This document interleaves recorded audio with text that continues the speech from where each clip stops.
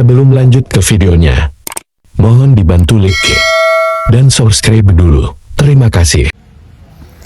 KPU digugat 70 triliun oleh sekelompok masyarakat yang keberatan atas diloloskannya Gibran selaku cawapres.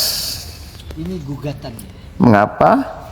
Karena hari ini sudah menurut mereka KPU telah melanggar peraturan KPU itu sendiri komisi hanya demi meloloskan sebagai Gibran menjadi cawapres. yang kedua Akankah halamannya Gibran ya kami mengundurkan diri gugatan atau terhadap batal Pak Profesor menjadi cawapres Prabowo Subianto? sebagai turut tergugat, Tentu saja dan yang terakhir ini perlu mengajukan gugatan keputusan hukum Profesor baru Dr. Pratibha untuk menggagalkan selaku Gibran selaku cawapres. apa yang digugat? Yang Jika saja adalah Mahkamah pada saat Konstitusi pendaftaran melalui saudara Gibran Majelis Kehormatan menggunakan peraturan KPU Mahkamah Konstitusi 19 mencabut tahun putusan MK karena yang kita ingat pendaftarannya dilakukan membolehkan tanggal 25 Gibran atau batas usia pertanyaannya cawapres kenapa direvisi peraturan di umur KPU 40 nomor 23? tahun, Ya. maka Jadi pendaftaran Gibran dapat menggunakan peraturan yang lama tapi diterima oleh dibatalkan atau mestinya batal pendaftaran untuk baru boleh menjadi diterima cawapres setelah ada revisi karena peraturan yang baru. hanya Oleh keputusan karenanya, pendaftaran hukum yang dilakukan dalam hal ini 25 Oktober Mahkamah Konstitusi mestinya oleh yang dapat berhasil dirobek atau dikembalikan. membatalkan putusan Jadi, MK di perbuatan melawan hukum KPU menerima yang dikeluarkan oleh pada Ketua tanggal 25 Oktober MK 2023 sebelum peraturan KPU-nya yaitu diperbarui Anwar Usman revisi. yang merupakan sang paman dari Terkait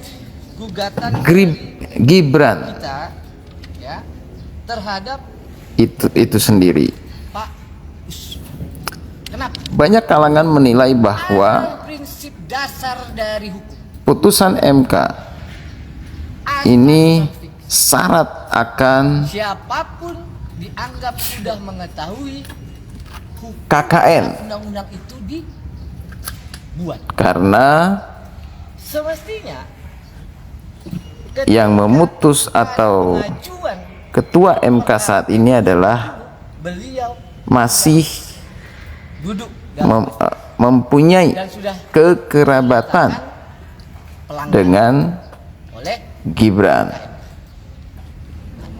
maka Dan inilah yang menjadi perbuatan melawan hukum kepada ya dasar Pak Anwar Majelis Kehormatan di pengadilan. Nah, Mahkamah Konstitusi atau kenapa disebut Pak MK ayahanda dari Gibran juga dibuat turut tergugat? Jimli Kita Asidiki minta dalam tuntutan kita yang ada akan tuntutan provisi. menyelidiki atau Nah, kita minta mengabulkan menyidangkan bahwa tergugat satu, adanya dugaan dua, dan turut pelanggaran dan dua dinyatakan kode etik melakukan. yang dilakukan oleh Karenanya, Ketua kita minta Majelis Konstitusi menghukum dan memerintahkan Anwar satu, Usman. untuk Bahkan melakukan penghentian proses. sidang Jadi kode etik untuk MK-MK ini proses sudah digelar Saudara Gibran Raka dan Buming Raka sebagai calon Ketua MK-MK Jimli Asidiki tahun 2024. telah memutuskan bahwa Saya sampaikan ya, intinya adalah para Ketua Majelis Konstitusi, Ketua Mahkamah Konstitusi Anwar Usman ya ilegal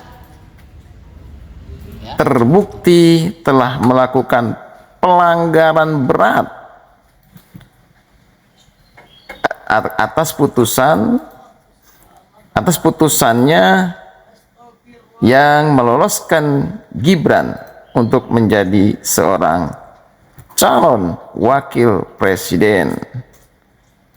Atas pelanggaran beratnya itulah Ketua MK-MK Jimli Asidiki menjatuhi hukuman dengan memecat Ketua Mahkamah Konstitusi dari jabatannya selaku Ketua MK.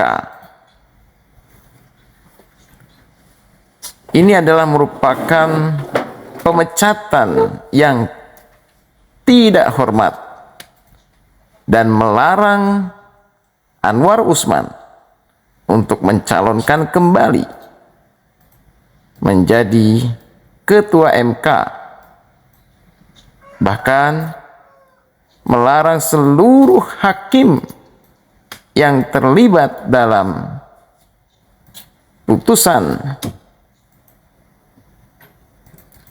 batas usia cawapres untuk terlibat langsung dalam perkara sengketa pemilu, baik pemilu legislatif maupun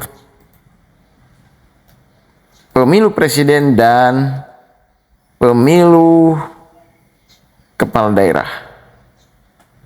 Ini adalah sanksi yang terberat yang dijatuhkan oleh Jimli Asidiki. Namun banyak juga kalangan yang menilai bahwa ini adalah merupakan sandiwara, di mana putusan ini adalah untuk memuluskan Gibran menjadi cawapres, karena MK-MK atau Ketua MK-MK tidak membatalkan putusan Ketua MK terkait batasan usia cawapres. Politik pemilu presiden 2024 kian memanas.